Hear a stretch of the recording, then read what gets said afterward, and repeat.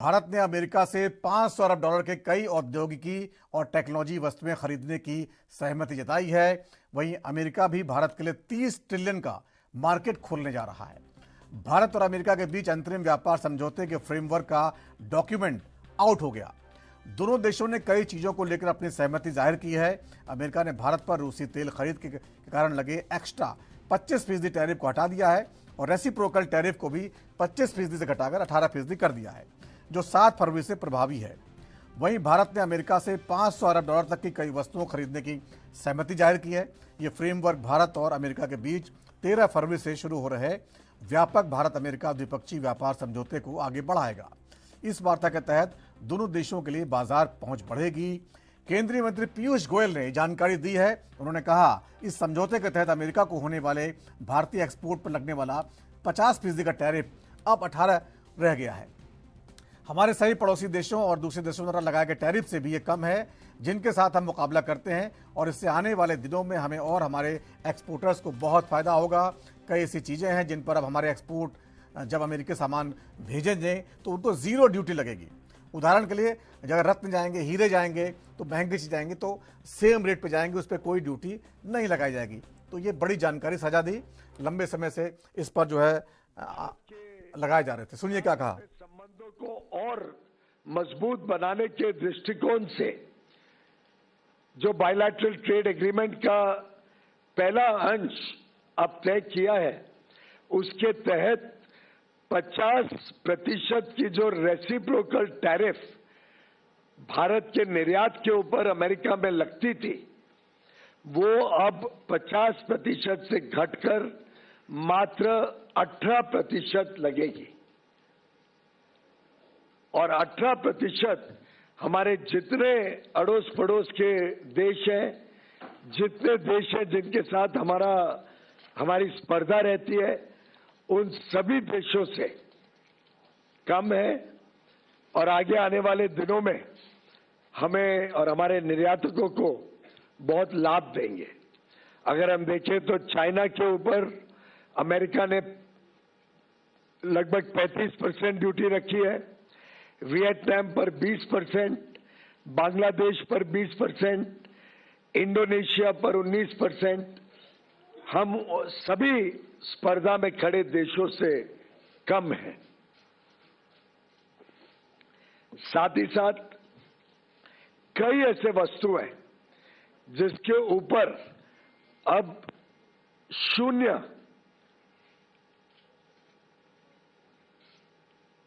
क्या है, अब शून्य ड्यूटी लगेगी जब हमारे निर्यातक अमेरिका में, यूनाइटेड स्टेट्स ऑफ अमेरिका में सामान भेजेंगे। उदाहरण के लिए, जेम और डायमंड्स पूरी तरीके से शून्य ड्यूटी लगेगी। फार्मास्यूटिकल प्रोडक्ट्स, जो भारत से दवाइयां बड़े रूप में जाती हैं, लगभग $13 बिलियन की, उस पे शून्य ड्यूटी लगेगी। स्मार्टफोन्स जो भारत से बड़े रूप में अमेरिका जाते हैं, उसमें आगे भी चलकर शून्य ड्यूटी ही लगी रहेगी। तो पीयूष गोयल ने बताया कि भारत और अमेरिका के बीच जो ट्रेड डील हुई है, उसकी डिटेल्स आ गई हैं और ये गेम चेंजर साबित होगी। इस पर और जानकारी के लिए हमारे साथ अर्थशास्त्री राजेश्वर पैन्यूली साहब जुड़ गए हैं। पैन्यूली साहब, जिस तरह से बीजेपी कहें, सरकार कहें, ये बता रही है, लेकिन विपक्ष लगातार सवाल खड़े कर रहा है, हंगामा कर रहा है। तो ट्रेड डील की सच्चाई सरकार ने जो बताई है, लेकिन विपक्ष मान नहीं रहा है। इसको कैसे आप जो है समझाएंगे? देखिए, आप जहां तक विपक्ष की बात करें, विपक्ष का अपना एक एजेंडा होता है, उसको अपने पॉलिटिकल गेन और दूसरे चीजों के साथ ज्यादा मतलब है। अगर आप वास्तविक देखें तो अभी पीयूष गोयल जी ने बड़े क्लियर कट बताया है, सारी डील की पूरी डिटेलें दी है, और ये ब्लैक एंड व्हाइट है। मतलब इसमें ऐसी कोई चीज नहीं है जो ब्लैक एंड व्हाइट में नहीं है।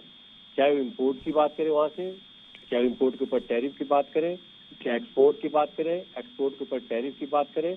और पीयूष गोयल जी बड़े तरीके से समझा दिया कि ज्वेलरी में भी फायदा है और इस ढंग की बहुत सी चीजें।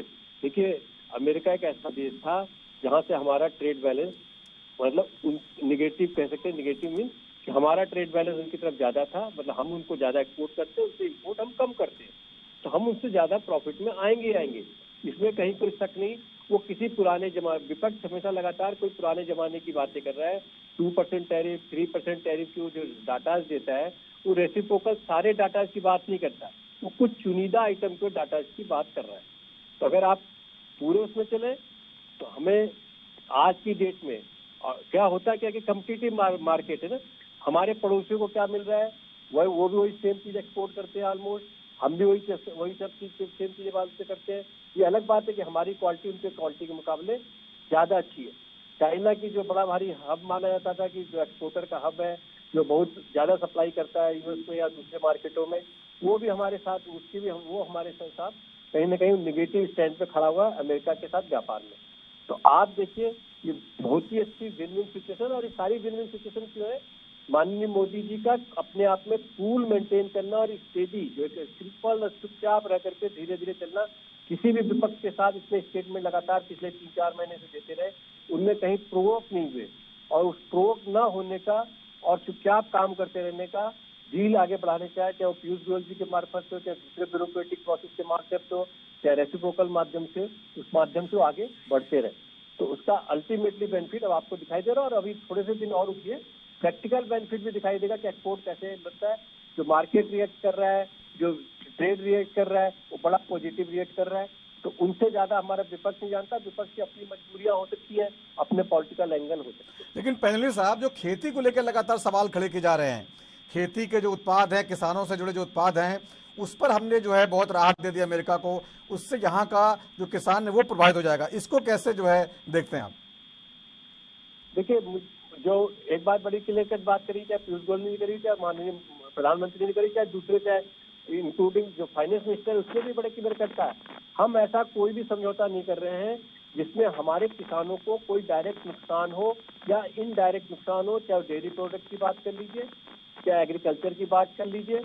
बेसिक बात सारा क्या है कि आप हाइब्रिड सीड और दूसरी चीजों की बात कर रहे हैं, और दूसरी बात कर रहे हैं कि पॉन्ड से उनका जो इम्पैक्ट क्या आने वाला है और कितना इम्पैक्ट आएगा।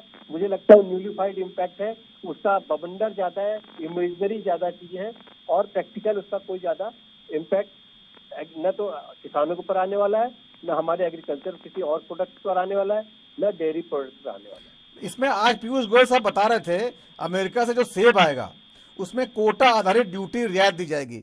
न्यूनतम आयात की कीमत 80 रुपए प्रति किलोग्राम तय की गई, मतलब 1 किलो सेब जो है कम से कम 80 रुपए ही तो रहेगा, इससे कम नहीं हो सकता। तो भारत में तो सेब हम देख रहे हैं 100, 200, 300 रुपए तक किलो बिकता है, तो 80 रुपए प्रति किलो अगर आ जाएगा तो यहाँ पे तो कम से कम थोड़ा चैलेंज रहेगा ना किसानों के लिए। आप मार्केट रेट की बात कर रहे हो, आप थोक रेट में चलो तो जो एक्चुअल जो एक्वायर किया जाता है, जो मटेरियल, वो कहीं वो सेब या दूसरी चीजें, वो 30 रुपए से लेकर के 50 रुपए के बीच में आता है। अगर आप कहीं भी कैलकुलेट करेंगे तो उसमें ऐसा कुछ नहीं होने वाला जैसा ये बता रहे हैं आप। अल्टीमेटली जो मार्केट में जब माल पहुंचता है तो उसके कई कारण होते हैं। मार्केट का जो ट्रांसपोर्टेशन है वो चाहिए होता है, उसको होल्ड करने की कॉस्ट लगती है, चाहे स्टोरेज को होल्ड करने की कॉस्ट लगाए, चाहे डिस्ट्रीब्यूशन की कॉस्ट लगाए, चाहे डिस्ट्रीब्यूटर का प्रॉफिट होता है, मेन डिस्ट्रीब्यूटर का प्रॉफिट होता है, जूनियर डिस्ट्रीब्यूटर का प्रॉफिट होता है, और मार्केट में अल्टीमेटली रिटेलर का प्रॉफिट होता है। तो वो सब चीज जोड़ करके 200, 150, 250 रुपए मिलती है। ओरिजिनल जो प्रोक्योरमेंट होता है वो 30 से लेकर के 50 से 60 रुपए के बीच में ही होता है। हाँ, यानी कि आप कह रहे हैं कि अगर 80 रुपए कीमत है तो वो बहुत सारी चीजें और लग जुड़ के जो है और महंगा हो जाएगा, तो कॉस्ट कंपटीशन नहीं हो पाएगा।